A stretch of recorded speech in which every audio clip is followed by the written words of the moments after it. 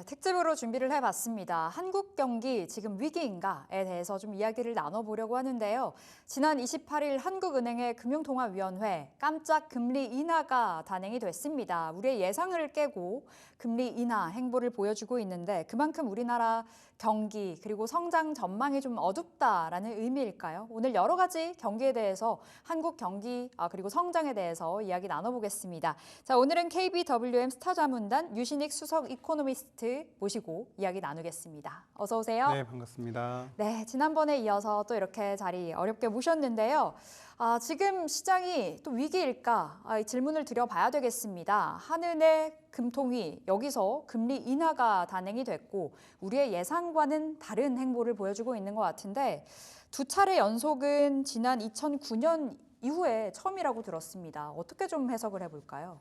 일단은 이제 물가는 낮아지는데 성장률도 우리가 잠재 성장률이라고 보통 생각했던 2%, 그러니까 최소 2% 정도를 못 지킬 거다라는 부분들이 특히나 이제 2%로 떨어지는 데 있어서 내수는 사실 성장 기여도가 상당히 줄어든 상태입니다. 그래서 지금은 한마디로 얘기하면은 내수발 디플레이션이 좀 시작되는 국면으로 보여진다. 그래서 이런 부분들이 앞으로 이제 수출까지도 그동안에는 수출 기여도가 높았는데 수출까지도 이제 성장률이 떨어지면 1.9를 지킬 수 있을까, 1.8을 지킬 수 있을까라는 약간 좀 우려가 많은 그 변곡점에 와 있다. 뭐 이렇게 보여집니다. 얼마나 하반기 수출 급감이 좀 심각한 것인가도 좀 궁금하거든요. 근데 사실 이 부분이 좀 그 애매한 부분이 있습니다. 그러니까 수출이 무조건 급감한다라고 규정하기에는 아직은 우리 이제 자동차도 그렇고 그리고 우리 성장 산업이 반도체 산업이 그렇게 전 세계적으로 꺾이거나 사이클이 둔화되는 건 보이지 않아요. 근데 다만 우리가 이제 생각하는 트럼프 대통령 취임 이후에 관세를 받으면서 이익이 감소를 하거나 아니면 수출할 수 있는 여력 자체가 좀 줄어들까 봐 그런 것에 대한 걱정들이 다 이제 더 부과가 되면서 어떻게 보면은 지금은 성장률의 하락, 뭐 1.8, 1.9에 대한 성장률에 대한 예측들은 사실 많은 부분들이 최악을 다 상정하고서 나온 숫자일 가능성이 있기 때문에 또 그렇다고 해서 지금 디플레이션이 완만히 시작이 되고 있지만 여기서 우리가 이제 성장이나 경기 패턴이 완전히 꺾여 나가는 건 아니다. 그러니까 뭐 전 세계적으로 지금의 산업 사이클이 굉장히 크게 꺾인다면 사실 우리 수출도 당연히 우려해야만 한 가능성이 상당히 큽니다. 하지만 지금은 그런 상태는 아니고 이 역시 변곡에 있고 조금은 살아날 여지도 여러 가지 기회의 여건들도 좀 조성될 수 있다. 뭐 이렇게 보여집니다. 알겠습니다. 뭐 시장 자체가 그러니까 우리가 체감하는 경기 자체가 너무나 좀 어두운 것도 사실인데요. 내년 성장률 전망치도 하향이 됐습니다. 2.1%에서 1.9%까지 낮아졌고 특히나 트럼프 2기 들어서서 미중 갈등이 진짜 극심화됐을 때는 한국의 경제 성장률 1.7%까지 낮아질 수도 있다. 이런 이야기도 나오고 최근 IMF마저도 한국의 경제 성장률 전망을 1%대로 전망을 했는데 박사님 보시기에는 어떻게 보세요? 지금 내수가 기여가 거의 없으니까 사실 기여도가 없는 상태에서 성장률이 떨어지는 거는 뭐 당연한 것 같고요. 근데 지금 이미 이제 떨어졌고 내년도도 1.9까지 떨어질 수 있다라는 여건을 열어놓은 상태인데 여기서 이제 1.9 그다음에 더 떨어질 수 있나 이런 우려를 지금 하는 거는 사실 큰 의미는 없는 것 같습니다. 그래서 우리가 우리 소위 얘기해서 이제 역행적 그 재정 투자 이론이라는 거 있는데 이게 뭐냐면은 지금 현재 상황에서 경기가 안 좋다고 해서 이제 재정이나 여러 가지 지출을 갖다가 줄이게 되면 사실은 그 세원을 확보하기 위해서 돈을 지출하는 걸 정부 입장에서 줄이게 되면 좀 더 경제가 악화된다라는 이제 기조로 펼쳐집니다. 그러니까 즉 얘기는 뭐냐면 어렵다고 돈을 더 안 풀면 더 힘들어지는 거죠. 쉽게 말하면. 그래서 지금 근데 전체적인 기조가 그 전에 한은 총재님의 이야기도 그렇고 사실은 이제 금리로서 경제 대응을 안 하겠다라고 이제 저는 해석을 해왔고 시장에서도 가계부채에 대한 문제 때문에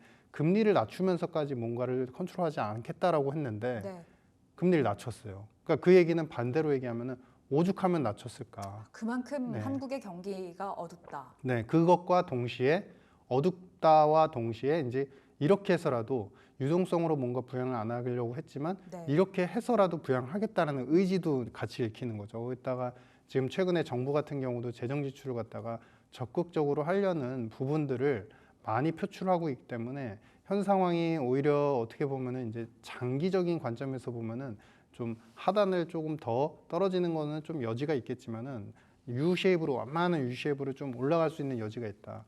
이런 이제 네거티브한 여러 가지 우려나 부정적인 전망 속에서도 이렇게 말씀드리는 거는 사실은 트럼프 대통령이 이제 관세를 매게 되면 수출 산업은 우리한테는 또 한편으로 기회가 될 수도 있습니다. 그래요. 그러니까 위기가 아니라 네네. 기회다. 전 세계적으로 지금 사실 이제 트럼프 대통령이 됨으로써 관세 정책으로 인해서 위기가 아닌 나라가 어디 있을까요?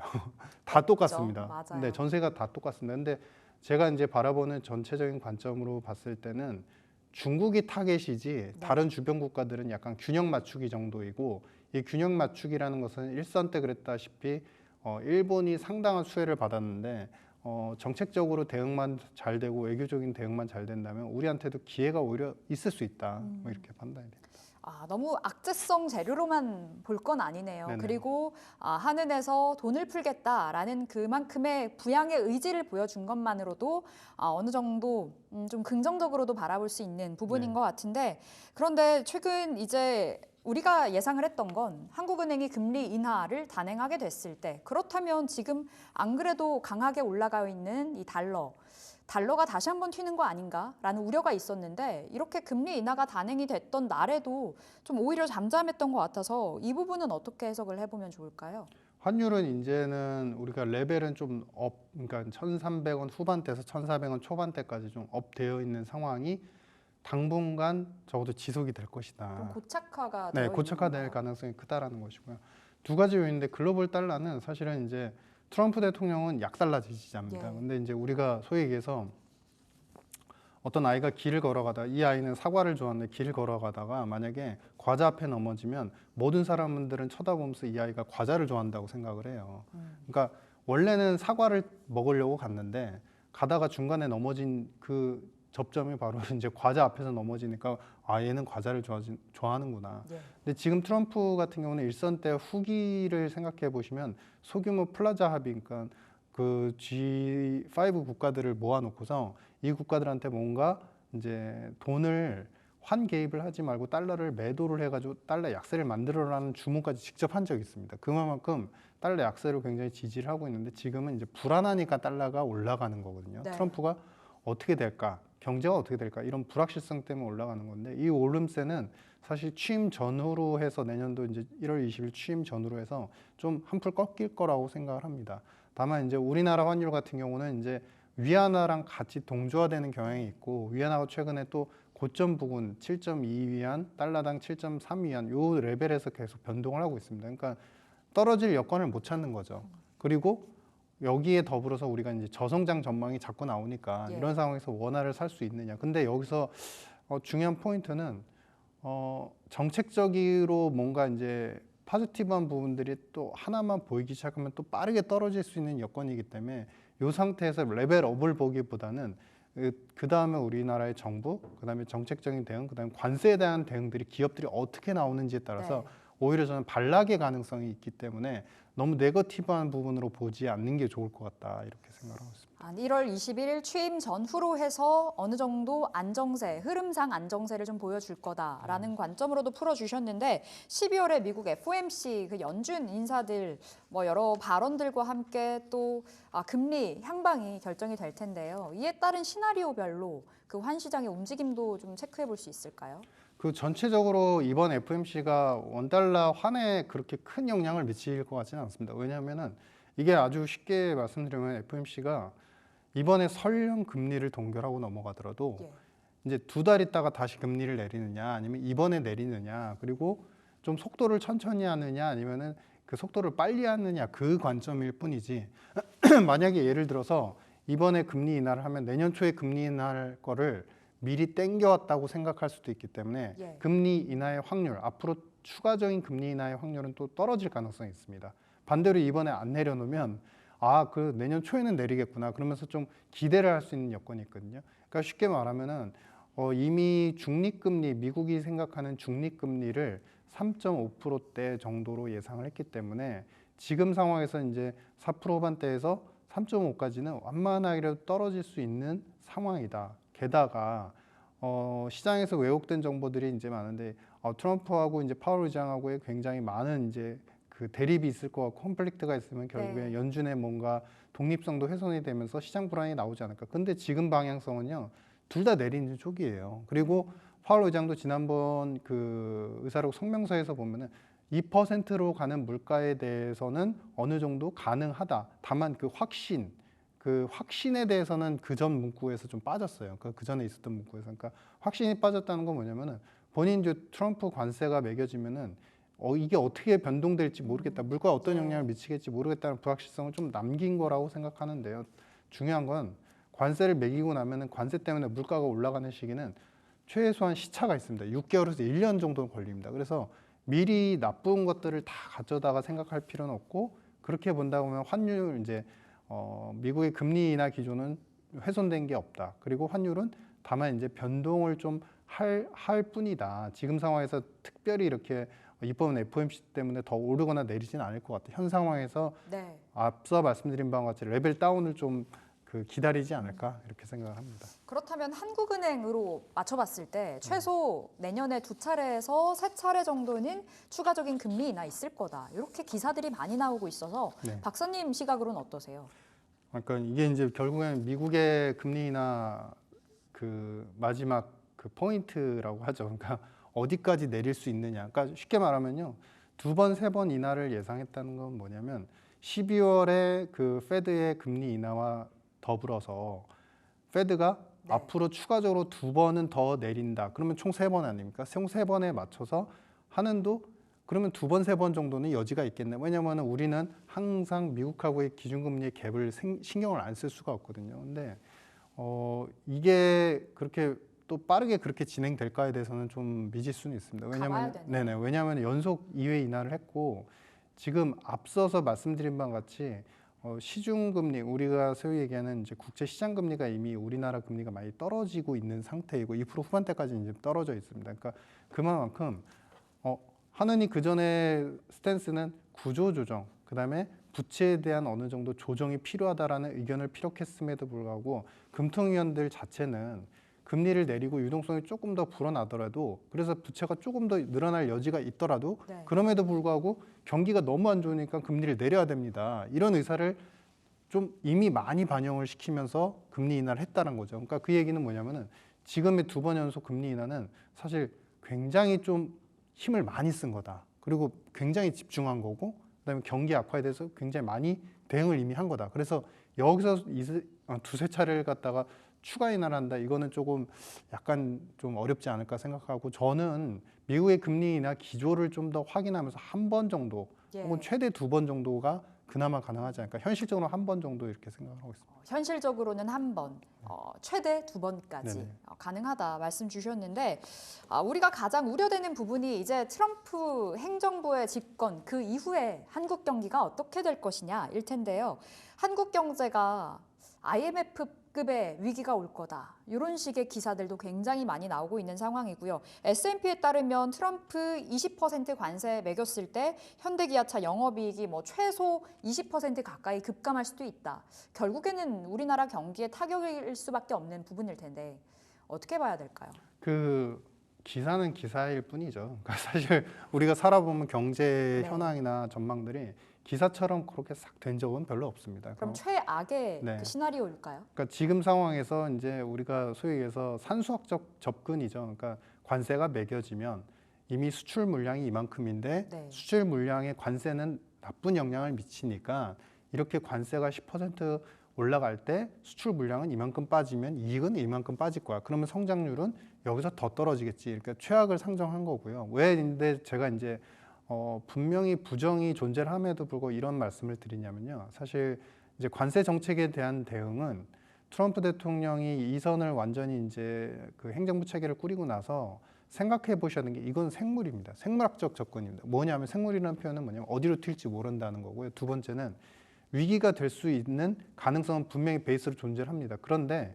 여기에 기회의 요소가 분명히 존재를 한다. 왜 이 말씀을 드리냐면요. 우리가 일선 때 중국한테 먼저 관세를 매겼어요. 근데 네. 중국한테 관세를 먼저 매기고 나서 그다음에 우리나라의 기본적인 제조업들이 미국에서의 수출 비중이 올라가기 시작합니다. 그 기간이 한 1년 정도 지났어요. 그 네. 다음에 우리하고 이제 한국하고 한미 그 무역 협정을 갖다가 어떻게 맺느냐, 그 FTA를 어떻게 이제 조정할 거냐, 그러면서 이제 약간의 올라간 비중이 살짝 떨어지긴 했는데, 이 얘기는 뭐냐면요, 지금 타겟팅이 중국이고 그 다음에 우리 이제 다른 이제 아시아 국가들도 다 포함이 되긴 할 텐데, 그 시차가 분명히 존재를 할 것이라는 거고요. 중요한 건 지금 이제 보조금을 축소하겠다, 뭐 아니면은 뭐 일자리 리쇼어링을 갖다가 어떻게 하겠다, 뭐 트럼프 대통령이 이야기를 하지 않습니까? 그러니까 여기에서 사회적 시그널은 보조금을 축소할지언정 기존에 미국에 어느 정도 기여를 하고 있고 공장을 건설하는 그런 부분들을 멈추지 말아라는 거예요. 예. 그거를 가장 일선 때 적극적으로 한 나라가 사실은 일본이었었고, 우리도 만약에 어느 정도 정책 대응으로, 그리고 기업별로도 이미 어느 정도의 그 부정적인 그 이익이 훼손될 수 있는 부분을 어느 정도 감안하고서라도 투자를 적극적으로 이행을 한다면 기회가 그렇게 빠르게 나빠지거나 우리가 모든 것들을 뺏기거나 아니면 수출 물량이 급감하거나 이런 시나리오가 그려지지는 않는다. 왜냐하면 기본 전제는 트럼프 대통령은 미국 경제를 살리면서 관세를 매기겠다는 거기 때문에 미국 시장 파이는 여전히 견조할 수 있고 거기서 기회는 창출이 될 수 있다. 네. 이렇게 보여집니다. 생물학적인 접근으로 봤을 때 변수는 있다. 돌발 변수는 있으나 기회의 요인도 있기 때문에 너무나 큰 걱정은 하지 말자라고도 좀 들리는데요. 그렇다면 한국 경제 이제 저성장 1% 이때에서 돌파구를 찾아본다면 네.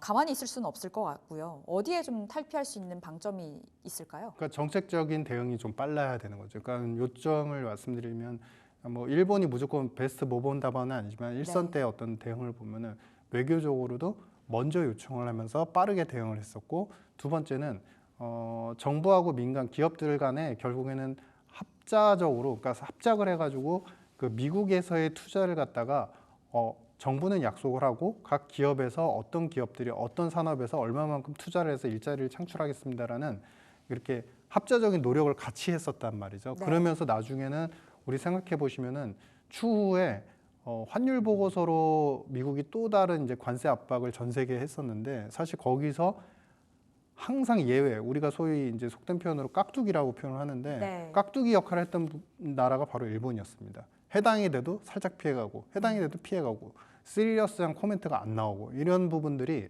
어찌 보면 일본이 미국하고의 접점을 더 늘리면서 투자를 하고 그 다음에 이제 수출을 좀 늘리면서 기회를 엿볼 수 있는 그런 이제 프레임을 만든 게 바로 일본이었다라는 것이고요.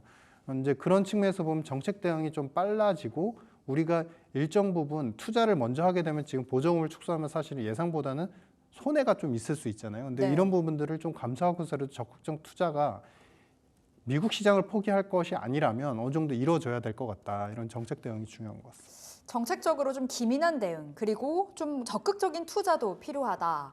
돌파구를 좀 말씀 주셨는데 우리가 이번에는 시장에 좀 포커스를 맞춰보도록 하겠습니다. 한국 증시가 너무나 분위기가 삭막합니다. 12월에 뭐 연말 랠리는 이미 좀 물 건너간 것 같은 분위기이기도 하고요.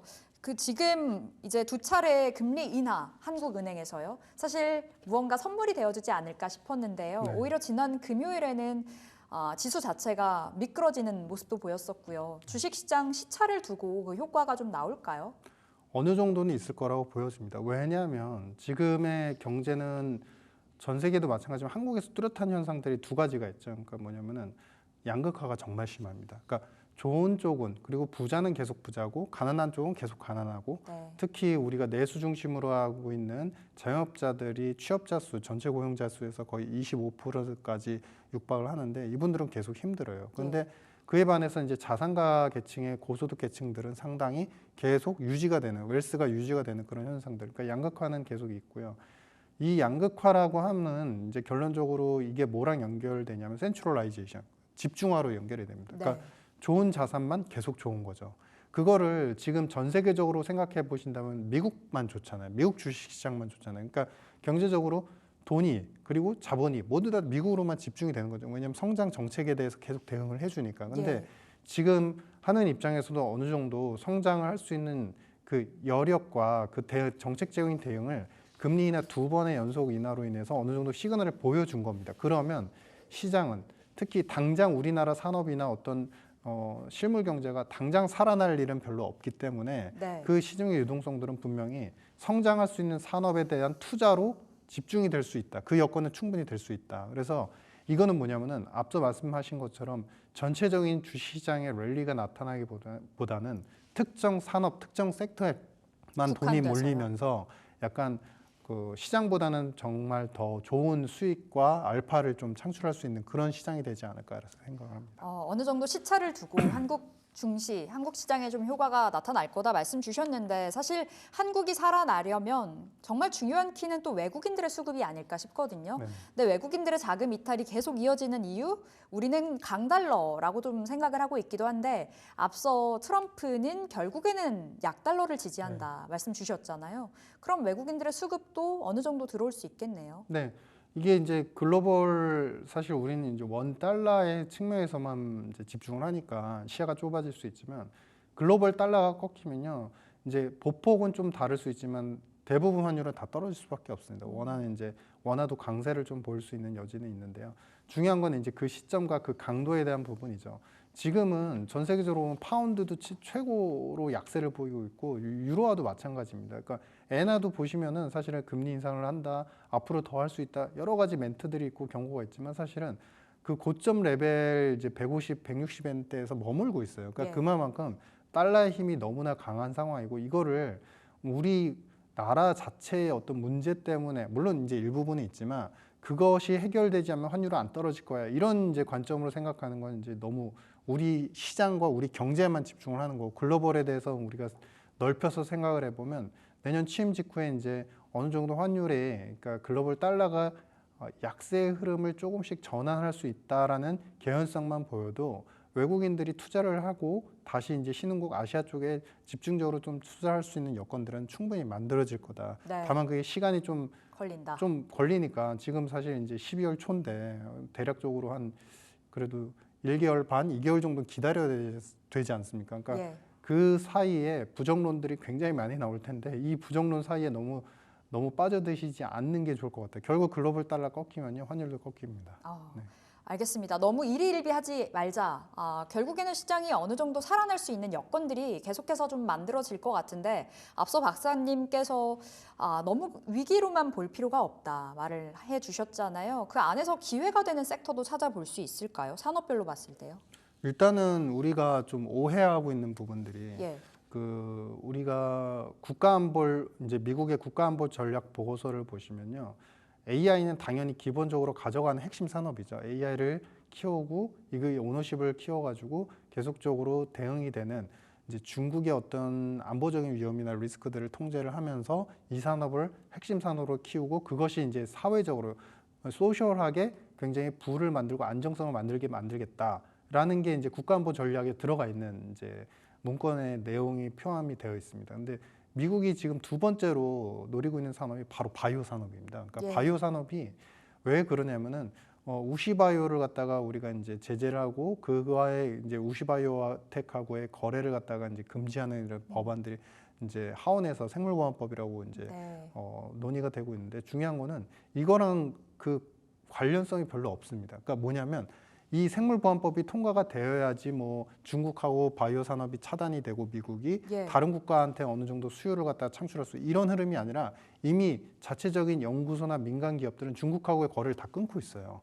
그 이유는 뭐냐면 크게 이제 이 문건의 보고서를 두 가지를 요약해 보면은 그러니까 미국 자체의 유전자 관련되는 데이터의 송출이 있었다. 그러니까 정보 유출에 대한 위험성이 있었다는 것이고요. 두 번째는 여러 가지 측면에서 미국이 지금 키우고 있는 산업군에 대해서 테크놀로지에 대해서 특히 바이오 테크놀로지를 이 중국의 기업들이 굉장히 많이 가져가려는 그런 이제 불확실성과 위험성들이 존재를 한다라고 표현을 하거든요. 그렇기 때문에 다른 미국 내에서의 여러 가지 바이오 관련되는 인프라 투자 시설과 생산 설비들을 완벽하게 미국 중심으로 굳혀야 되고 그것을 위해서는 다른 국가, 다른 기업, 민간으로까지 협업을 확장을 하겠다. 네. 그 과정에서 필요하다면 보조금을 정부는 그리고 각 그 우리 스테이트 주 지방 이제 주 정부들은 충분히 지출할 의지가 있다. 이런 표현들이 있어요. 그러니까 그만큼 지금 두 번째 산업은 바이오 산업에 대해서 미국이 상당히 육성하려고 하고 있고 우리나라의 플랫폼화되어 있는 기업들이 최근에 미국 기업들과의 그 네. 연계성과 협력 가능성들 그리고 실제 계약이 이루어지는 부분들이 많기 때문에 바이오 산업에 대해서 지금 변동 때문에 좀 불안해도 이건 장기적으로 좀 우리가 좀 관심 있게 보셔야 될 것 같다 이렇게 보십니다. 딱 두 가지로 꼽아 주셨네요. 네네. AI는 지금 가야 되는 대세이고 네. 바이오 끌고 가야 된다. 바이오 살펴보자 말씀 주셨는데 반도체를 사실 국내 주식시장 안에서 빼놓을 수가 없겠습니다. 삼성전자가 여러 가지 뭐 정책적인 측면이라든지 무언가를 굉장히 많이 꺼내 들고 있지만 백약이 무효한 그 흐름이거든요. 삼성전자에 대해서는 박사님 어떻게 보세요? 이제 삼성전자는 그 기업 전문가들이 더 잘 아실 것 같지만 네. 제가 보는 이제 거시적인 관점은 이제 두 가지가 있는 것 같아요. 미국이 AI를 키우면서 여러 가지 우리 이제 반도체 10나노 칩 이하의 그 반도체 관련되는 부품이라든지 칩들이 굉장히 수요가 많이 일어난 건 사실이고 TSMC에서 작년 재작년도까지 수요 매출량이 상당히 많이 늘었습니다. 네. 오더가 많이 늘어났다는 거고요. 그러니까 왜 이런 일이 발생할까 보면은 전체적으로 AI에 대한 미국 붐이 일어나면서 그 반도체 칩과 부품에 대한 그 의존도가 미국이 아시아 반도체 기업들한테 거의 70% 이상을 지금 조달을 하고 있는데 거기에 많은 부분을 TSMC, 그다음에 일본 기업들 그리고 우리 국내 기업들한테 의존을 하고 있어요. 그러니까 환경은 굉장히 좋아요. 근데 다만 지금 여러 가지 이제 삼성은 내부적인 여러 가지 이제 효율성을 더해야 되는 부분들이 정책적으로 좀 아직은 미진한 것 같고 그런 요소들이 어찌 보면은 정책, 국가적인 정책, 그다음에 세금의 문제 여러 가지 그 투자를 할 수 있는 여건, 그러니까 투자는 이제 실물 투자, 공장을 짓거나 이제 건설을 할 수 있는 그 여건에 대한 조성들이 아직 미약하기 때문에 그런 부분들이 좀 적극적이지 못하고 그러다 보니까 소극적이면서 뭔가 삼성 자체의 어떤 효율성이나 그 기존의 리더십들이 약화되는 것 같다. 그래서 이런 부분들이 좀 해소가 되려면 시간은 좀 걸리겠지만 전체적인 파이 시장의 어떤 반도체에 대한 수요들은 살아있기 때문에 충분히 다시 좋아질 수 있다. 이렇게 보고 있습니다. 알겠습니다. 자, 오늘 삼성전자까지 이야기 들어봤는데 질문 드리고 싶은 부분이 굉장히 많은데 네네. 시간이 모자릅니다. 다음번에 또 모셔서 시장에 대한 이야기 나눠보도록 하겠고요. 여기서 우리 박사님 보내드리겠습니다. 오늘 KBWM 스타자문단 유신익 수석 이코노미스트 모시고 시장에 대해서 이야기 나눠봤습니다. 말씀 고맙습니다. 네, 감사합니다. 감사합니다.